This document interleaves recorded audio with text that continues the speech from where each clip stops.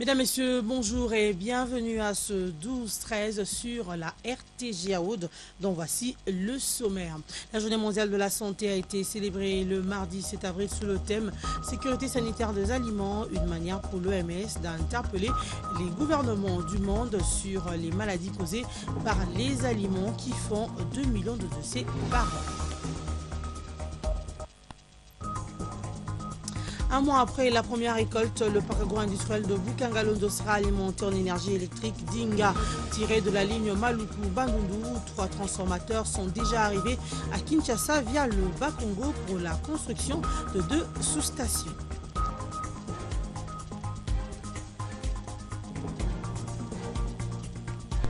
Et enfin, vous s'ouvrez l'ex-marché type K qui fait surface de manière non officielle. Les abords de l'aéroport de Ndolo sont envahis par des constructions anarchiques et des vendeurs exposant ainsi la population environnante au risque d'accidents aériens mais aussi routiers. Bienvenue à ce 12-13. Affaire fosse commune de Maluku. Le gouvernement provincial de Kinshasa a fixé l'opinion tant nationale qu'internationale sur cette question qui défraye la chronique. Au cours d'un point de presse tenu le mardi à l'hôtel de ville, Robert Luzalano, ministre provincial de Finances, assumant l'intérim du gouverneur de la ville, a confirmé l'inhumation de 421 personnes dans la commune de Maluku, parmi lesquelles se trouvaient les morts-nés, les indigents et autres personnes abandonnées par leur famille. Pour Robert Luzalano, ce n'est pas la première fois que le gouvernement provincial procède à cette opération, car durant ces 12 derniers mois, la même opération a eu lieu à Kinshasa. Il a cependant démenti les allégations selon lesquelles les personnes tuées le 19, le 20 et le 21 janvier dernier à Kinshasa figurent parmi les personnes inhumées, ceci avant d'appeler la population quinoise au calme. Plus de 575 FDLR ont été capturés depuis le début de l'opération Soukola 2. Plusieurs villages ont été libérés par les forces armées qui ne rencontrent aucune résistance sur terrain. Le général de brigade Léon Mouchalé fait ici le bilan de cette opération au cours. Suivez. Dans la phase de désarmement volontaire, 338 combattants FDLR s'étaient rendus et ont été rapatriés dans les différents sites Kisangani, Kanyabayonga et Walungu, où ils se trouvent jusqu'à présent. Dans la phase préparatoire de l'opération en cours, 4 autres éléments FDLR s'étaient rendus. Et dans la phase présente, que nous avons qualifiée de phase de neutralisation, il y a eu 237 combattants FDLR que nous avons neutralisés, parmi lesquels se trouvent 13 tués, 162 capturés, 62 rendus, parmi lesquels se trouvaient 15 enfants soldats. Néanmoins, les combattants FDLR réellement neutralisés à ce jour s'élèvent à 575 combattants. Hormis cet effectif, nous avons également capturé 346 dépendants. Toutefois, il y a eu quelques-uns parmi eux qui se sont déguisés en dépendants et d'autres cadavres emportés par les leurs et dissimulés. Sur le plan matériel, nous avons récupéré sur les FDLR 76 AK-47, 2 pistolets, un RPG-7, 2 Uzi, un R4, un mortier 60, des roquettes de 40 mm, 11 bombes de castor, 6 obus de mortier 60, 5 grenades défensives, 9 chargeurs, 300 cartouches de 54 mm, 5 roquettes de 107 mm, 2 microscopes. Sur le plan humanitaire, nous avons enregistré les dégâts collatéraux suivants. 4 cases brûlées, 3 civils tués, 1 civil blessé. Dans toutes ces conquêtes, il convient de signaler que les vaillants éléments de nos forces armées n'ont pas rencontré de résistance farouche de la part de l'ennemi, qui du reste est en débandade, cherchant à se réfugier vers la profondeur des forêts. Il s'y est également de souligner. 3 officiers FARDC ont été tués lundi 6 avril dans une embuscade tendue par les présumés rebelles d'FDLR à Mugando, en plein parc national de Virunga, dans le groupement Kamuronza, dans le territoire de Massissi. Leur jeep a été touché par 2 roquettes, indiquent des sources militaires, précisant que 9 autres militaires de l'escorte ont été blessés, alors qu'un dernier s'en est sorti indemne. De son côté, Évariste Bochab séjourne depuis lundi à Lubumbashi, au Katanga. Le vice-premier ministre en charge de l'intérieur et sécurité est dans une visite d'itinérance, question de s'assurer du bon fonctionnement des institutions des pays. À sa descente d'avion, il a été accueilli par une forte délégation des autorités provinciales avec à leur tête le gouverneur de province Moïse Katumbi Chapoué, Jean-Pierre Kaembe pour le reportage. Il est 23h moins à Lubumbashi, la ville qui préfère respire son calme habituel pendant qu'un gros porteur de la compagnie Korongo Airlines s'immobilise sur les tarmacs de l'aéroport de la Loano. À son bord, une note de marque pour la province, à savoir le vice-premier ministre, ministre de l'Intérieur et Sécurité. Bonne surprise pour Évariste Bochab qui trouvera à sa descente d'avion toutes les autorités provinciales venues l'accueillir. Devant les caméras de la presse, le patron de la sécurité nationale déclare qu'il était temps pour lui de faire une descente sur Lubumbashi. Je viens à Lubumbashi parce que justement c'est les moments choisis pour venir. Je ne m'arrêterai pas à la ville de Lubumbashi, j'irai à Kamina, à Kolwezi, je ferai l'Ikasi puisque je suis en mission d'itinérance. Sa mission d'itinérance, qui a commencé par Lubumbashi, le conduira, lui et toute sa délégation, dont le ministre de la Défense nationale, à Kamina, Likasi, Kolwezi, Nyunzu et dans d'autres coins du Katanga profond. Sur place, les conflits qui opposent le peuple autochtone au Bantou lui tient à cœur. Quoi de plus normal que d'aller à la rencontre de ses compatriotes. C'est parmi nos concitoyens. J'irai jusque-là, puisqu'il y a des petits problèmes de cohabitation. J'irai jusque-là pour qu'ensemble nous puissions trouver la solution qui s'impose. Tout ce que je demande à la police, c'est beaucoup de discipline, beaucoup de rigueur dans le travail louable qu'abat la police chaque jour. À presque minuit pile, l'heure est largement dépassée, le froid souffle sur la ville. Mais en dépit de ces conditions défavorables, des centaines de jeunes louchois attendaient patiemment à l'aéroport, question de rendre au chef de la territoriale congolaise les hommages dignes de son rang. Et les choses avancent à la vitesse de croisière à la Commission nationale de droits de l'homme, investie samedi par le chef de l'État et présentée lundi à l'Assemblée nationale. Les membres de cette nouvelle structure éliront avant la fin de la semaine leur bureau provisoire. Mais dans l'entretemps, des voix se lèvent pour contester la procédure désignant les animateurs de cette institution. Cas du candidat malheureux Richard Bondo Chimbombo qui a introduit une requête en inconstitutionnalité à la Cour constitutionnelle. Jean-Pierre Kaembe Ben Mondou l'ont rencontré pour vous. Suivez le reportage. Dans son bureau, perché au 8e niveau de l'immeuble Beautour, Richard Bondo n'entend pas lâcher prise. L'avocat conteste sur toute la ligne la procédure qui a conduit à l'entérinement de 9 membres de la CNDH.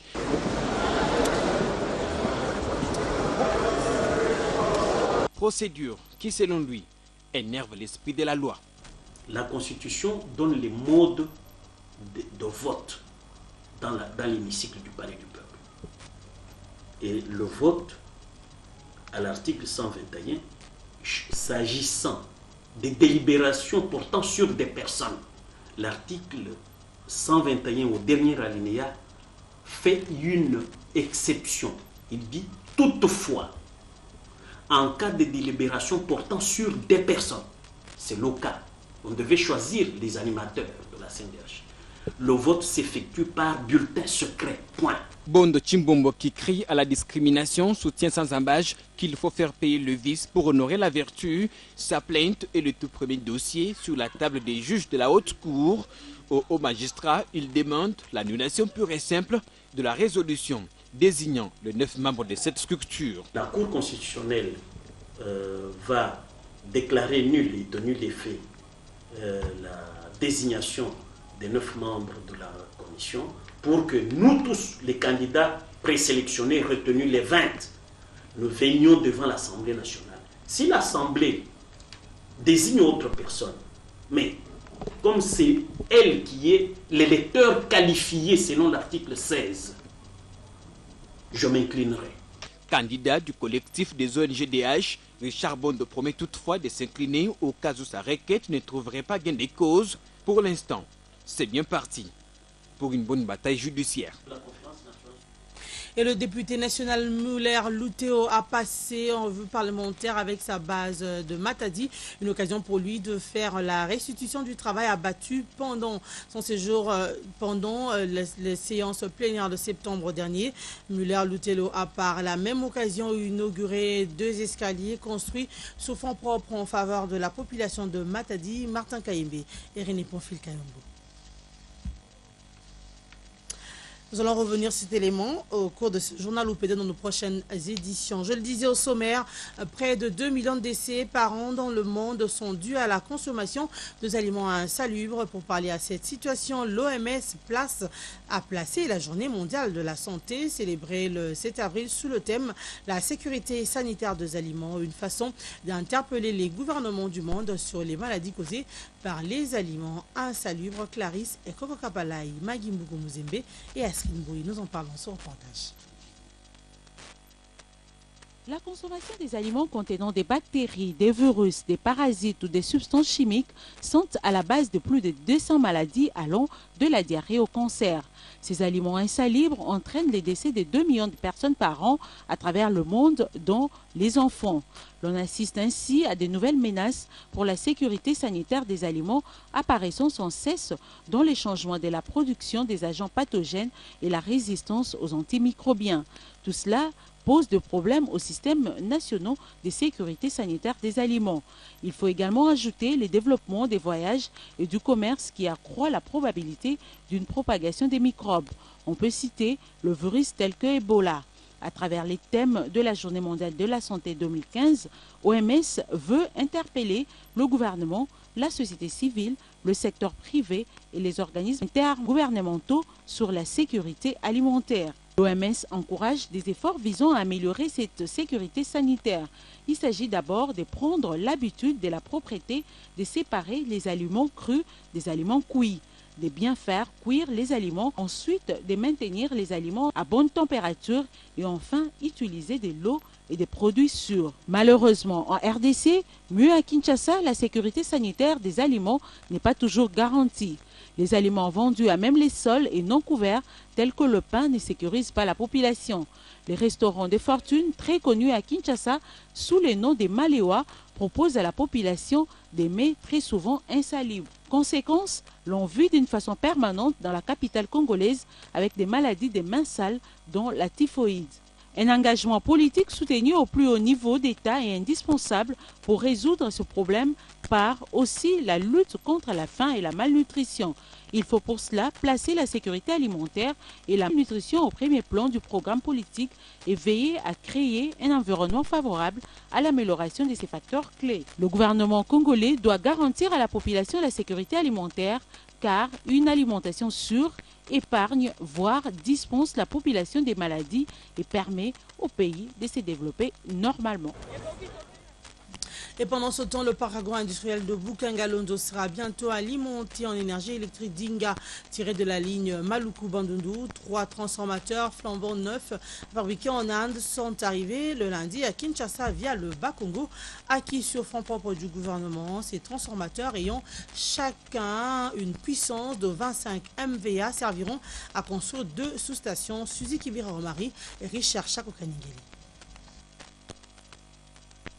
À travers cette acquisition, le souci du gouvernement congolais est de transformer sur place les produits du parc agro-industriel de Bukanga-Londo qui jusqu'à ce jour est alimenté par 6 groupes électrogènes de 500 kVA chacun. C'est la société de transport d'énergie AEE Power, partenaire de la SNEL et du gouvernement, qui a importé ces 3 transformateurs avec une valeur de plus d'1 million de dollars américains à chacun. Ces transformateurs seront installés d'ici fin mai 2015 et serviront à la construction de 2 sous-stations dans l'énergie électrique. Sera tiré de la ligne Maluku-Bandundu. Outre le projet d'alimentation du parc agro-industriel de Bukanga-Londo, Le responsable de la logistique de la société AEE Power RDC, Sylvain Ikalabam, a indiqué que sa société est également en train d'exécuter un autre projet. Il s'agit de l'électrification de certains quartiers de la ville de Kinshasa où des poches noires sont enregistrées. C'est le cas de Maluku, Mpassa et d'autres quartiers de la commune de Kisenso. Toujours dans le cadre du partenariat avec l'ASNEL AEE Power, qui a une expérience de 50 ans dans ce domaine et en pleine exécution du projet de réhabilitation de toutes les sous-stations SNEL de la capitale. Elle va de ce fait fournir de transformateurs de grande capacité de 75 MVA. Et à Lubumbashi, dans le Katanga, la campagne médicale présidentielle se poursuit. Normalement, des milliers de personnes bénéficient de soins gratuitement grâce à cette opération initiée par le couple présidentiel. Images et commentaires. Phase de la campagne médicale présidentielle entamée depuis 2 jours à Lubumbashi consiste à la distribution des médicaments pour les opérés et autres malades sous cure, mais également à la poursuite des opérations chirurgicales. Au fur et à mesure que les jours passent, le nombre de malades croît sur les 3 sites retenus. À l'hôpital général Jason Sendwe, les médecins opèrent dès la première heure. Les malades attendent leur tour et ceux déjà opérés ne cessent de bénir le couple présidentiel pour le geste et confirment n'avoir payé aucun sou pour en bénéficier. Quand je suis malade, j'ai un problème d'appendicite, ça fait longtemps. J'ai pris des jetons comme tout le monde. On m'a fait des examens des labos et autres. Et par après, hier, comme nous avons laissé nos numéros de téléphone, on nous a appelés pour venir. C'est pourquoi je suis venue ici. Je n'ai rien donné, c'est gratuitement. Napitia rahisi aksanti kwa kuweza kutuchukua en charge ya geste munene anafanyisha kama hii. Naomba tu Mungu azidi kumwezesha na amshindie, ampiganie mavita mbalimbali. Mimi nampigia tu mama Olive Lembe asante kabisa kwa kila kitu. Ile mimi najua hapo tu ni Mungu yeye mwenyewe apenda bipite vile munjia yake. Mimi napenda tu Mungu amrudishie mema. Le deuxième site de cette campagne, l'hôpital militaire de la Rouachi, est débordé par cet engouement, mais la situation est maîtrisable, comme l'affirme le médecin directeur, le docteur Nasser Amissi. Il y a une très forte demande. En tout cas, nous avons besoin d'espace. Dans notre prévision, on n'était presque pas préparé à ça, mais on sent qu'il y a un grand besoin maintenant, il y a une forte demande. La situation est maîtrisable. À la polyclinique ophtalmologique Chalina, 3e site de cette campagne, les opérations se poursuivent et les malades n'arrêtent pas d'affluer. Plusieurs malades venus de différents villages du Katanga n'ont pu être informés que par le téléphone arabe. Chaque hôpital a l'objectif d'opérer environ 100 malades par jour. Sachez par ailleurs que pendant son séjour à Lubumbashi pour faire le suivi personnellement de cette campagne médicale, l'époux du chef de l'État a offert un dîner à toute sa délégation et aux médecins espagnols et congolais pour la fête de Pâques, avant de se rendre elle-même à la messe du soir pour célébrer, en tant que chrétienne, la résurrection de son Seigneur Jésus-Christ. De retour à Kinshasa pour parler de Jean-Pierre Liaou qui a été élevé au rang de directeur de cabinet du président de l'Assemblée nationale. Il remplace donc Jean-Pierre Mavungu nommé à la Cour constitutionnelle par ordonnance présidentielle. Le nouveau chef de cabinet d'Obaminakou est politologue et détenteur master en droit. Il a invité ses collaborateurs au travail pour la réussite du mandat du speaker de la Chambre basse du Parlement, Martin Kayembe. Fidèle de fidèle et directeur de cabinet adjoint du président de l'Assemblée nationale depuis le début de cette législature, Jean-Pierre Liaou a été élevé depuis lundi soir au rang de directeur de cabinet du président Obaminakou. Cela en remplacement du professeur Jean-Pierre Mavungu qui siège désormais à la Cour constitutionnelle. À son arrivée ce mardi matin au bureau, le nouveau directeur de cabinet a été spontanément et chaleureusement accueilli par le personnel administratif, avec à sa tête le secrétaire général de l'Assemblée nationale et les autres membres du cabinet du président de la Chambre basse du Parlement. Mais ce fils maison du Parlement mesure plutôt le poids et la délicatesse de la tâche qu'il attend. En tant qu'humain, cela ne peut que me flatter et m'honorer. Mais paradoxalement, je dois être franc envers vous, ça m'a gêné. Ça m'a gêné tout simplement parce que depuis que j'ai appris cette nomination, j'étais plutôt dans un autre état d'esprit. Parce que pour moi, là, on n'est nullement à la fête. J'ai pris cette élévation dans un état d'esprit de gravité. J'ai pris ça avec beaucoup de gravité parce que je suis conscient de lourdes tâches qui sont le mien dans un contexte politique qui est celui d'aujourd'hui. Politologue de formation, Jean-Pierre Liaou est un rodé de la vie parlementaire. Il a déjà été durant 3 ans conseiller juridique au cabinet du président Évariste Beauchab avant d'assumer les fonctions de directeur de cabinet adjoint du président Minakou depuis avril 2012. Parlons élection, l'Alliance de forces démocratiques du Congo AFDC a enregistré un départ. Il s'agit de Franklin Chamala, un membre cofondateur et vice-président national qui démissionne de ce parti cher à Modeste Bahati Lukwebo. Dans une correspondance adressée à l'autorité morale de son parti, Franklin Chamala justifie sa décision par, entre autres, la gestion opaque du parti. Le vice-président honoraire de l'AFDC termine sa correspondance par cette phrase, je cite, « Dorénavant, libre suis-je de concourir à l'invention des voies du salut de la République, de participer individuellement à côté du chef de l'État à la consolidation des fondements de notre destin solidaire jusqu'à nouvel ordre ». Fin de citation.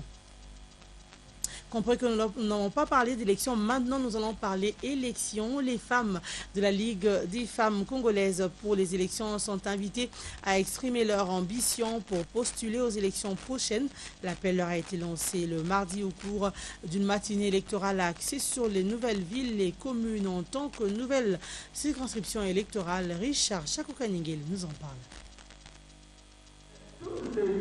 À la veille de l'ouverture prochaine des bureaux de réception et traitement des candidatures par la CENI pour les élections provinciales, les femmes de la Ligue des femmes congolaises pour les élections veulent se mettre en ordre de bataille pour ces échéances électorales. Voilà pourquoi elles ont invité la CENI pour leur parler de nouvelles villes et communes élevées à ce jour en nouvelle circonscription électorale. Comme pour les prochaines élections, la ville et la commune constituent des circonscriptions électorales. Il était question que les femmes puissent savoir dans quelle ville, dans quelle commune ils pourront postuler demain.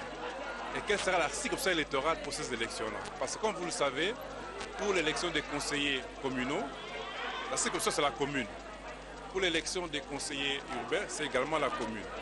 Je dis qu'il était important que les femmes puissent savoir quelles sont les nouvelles villes et les nouvelles communes. Eve Bazaïba, députée nationale et présidente de la LIFCE, a exhorté ses membres à exprimer leur ambition au sein des partis politiques pour postuler aux futures échéances électorales.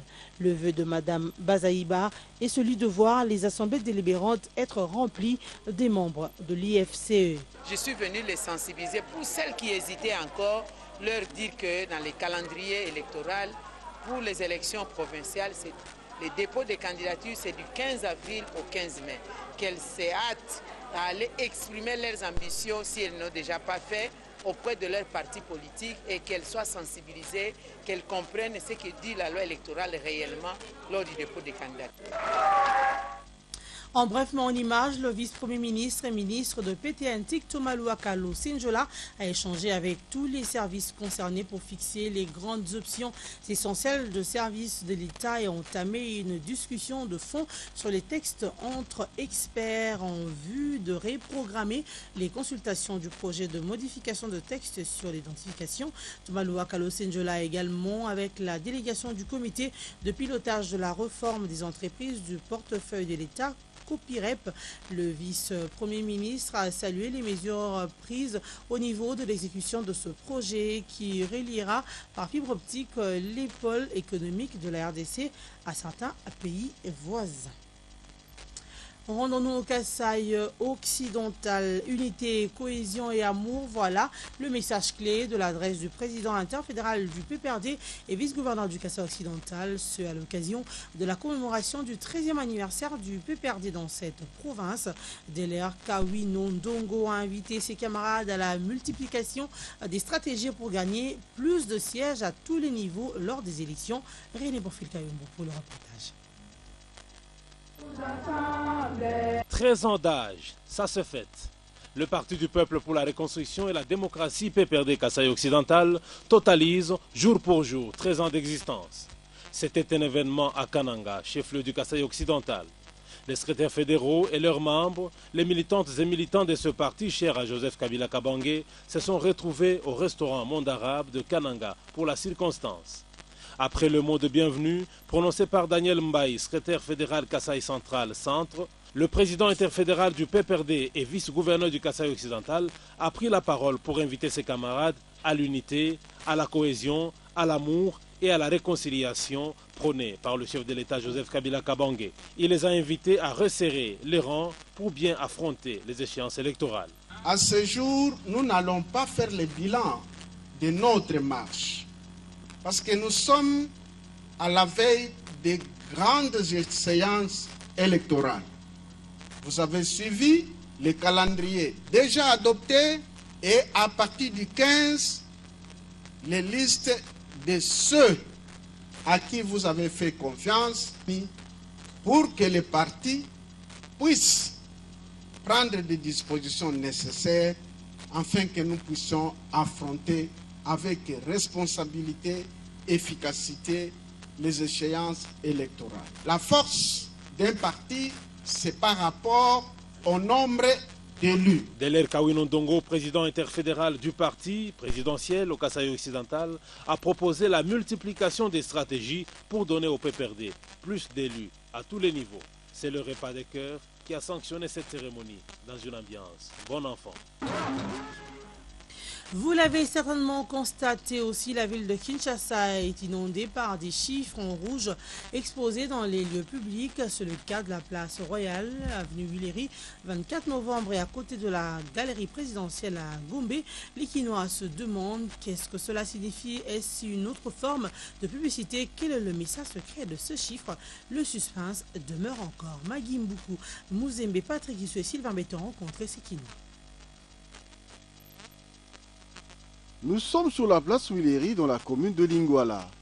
Ici, comme vous le voyez, on a exposé ce chiffre 85% en rouge. Même constat sur l'avenue du 24 novembre, à la hauteur de la rivière Gombe, où le chiffre 57% est exposé.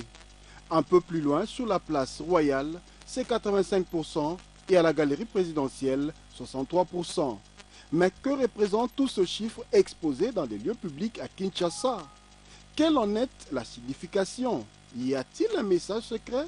Certains Kinois interrogés en ignorent totalement l'explication. Les chiffres sont partout. Mais là, on comprend en hauteur.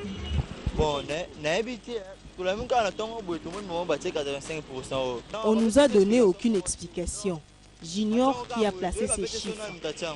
Bon, 85%. Et autres population de l'équation. Ces chiffres nous laissent en suspens. Je crois que c'est en rapport avec la politique. Donc, comme analyse dans ça, et ali pourcentage au Europe, c'est la 3e République. D'autres, par contre, ont tenté de réfléchir, mais sans donner la réelle explication. Ce chiffre demeure toujours un mystère. Puisque notamment on dirait tout le monde va 77%. Pour moi, c'est difficile de comprendre ces chiffres, on les voit partout. Nous pensons que c'est une surprise. Alors la question reste posée, quelle est la vraie signification de ce chiffre? En tout cas, le suspense demeure encore. Espérons que très bientôt, les Kinois seront éclairés quant à ce. Parlons sport à présent. C'est ce 8 avril au Caire en Égypte que la Confédération africaine de football va désigner le pays hôte de la Coupe d'Afrique des Nations 2017. Réunie en Assemblée Générale, la CAF doit annoncer vers 13h, donc tout à l'heure, temps universel, qui de l'Algérie, du Gabon ou du Ghana remplacera la Libye qui avait renoncé à cette Cannes 2017 en août dernier pour des raisons d'insécurité et d'instabilité politique. Cette annonce de la CAF sur le pays organisateur de la CAN 2017 va donc apaiser les esprits.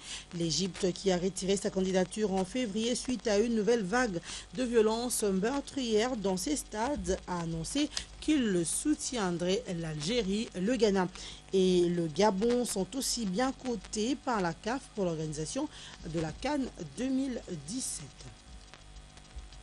Parlons des obsèques de Monseigneur Moké, tristesse, douleur et consternation. Les chrétiens catholiques de Kinshasa sont inconsolables. Plusieurs d'entre eux ont pris d'assaut ce matin la morgue de l'hôpital Saint-Joseph de Limete pour assister à la levée du corps de Jeanne Moké, l'évêque émérite de Kinshasa, décédé le lundi.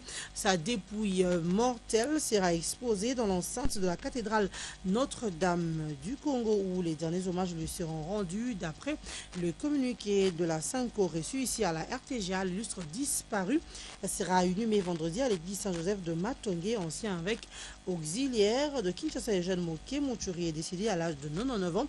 On nous signale ici que le cortège funèbre du Monseigneur Moké a quitté la morgue de Saint-Joseph. Déjà, une escale a été faite au complexe scolaire qui porte son nom. Et pour l'instant, il se dirige vers la cathédrale Notre-Dame du Congo de Lingwala.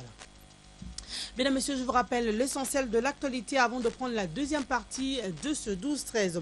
La journée mondiale de la santé a été célébrée le mardi 7 avril sous le thème sécurité sanitaire des aliments, une façon pour l'OMS d'interpeller le gouvernement du monde sur les maladies causées par les aliments qui font 2 millions de décès par an.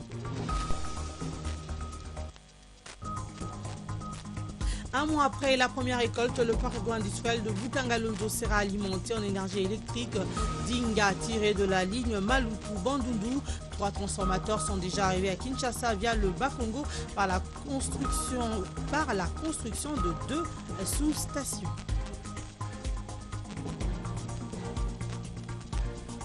Vous suivez ces images dans la deuxième partie. L'ex-marché Tika refait surface de manière non officielle. Les abords de l'aéroport d'Ondolo sont envahis par des constructions anarchiques et des vendeurs exposant ainsi la population environnante au risque d'accidents aériens mais aussi routiers. Mesdames, Messieurs, restez avec nous pour la deuxième partie de ce 12-13.